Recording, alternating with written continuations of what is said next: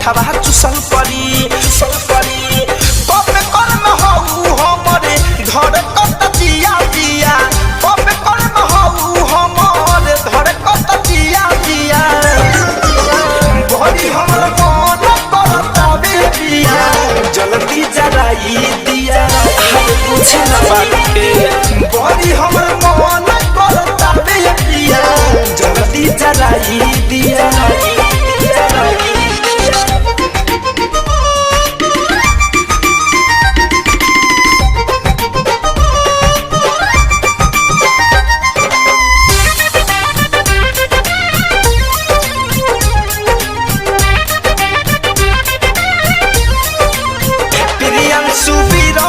रात बीत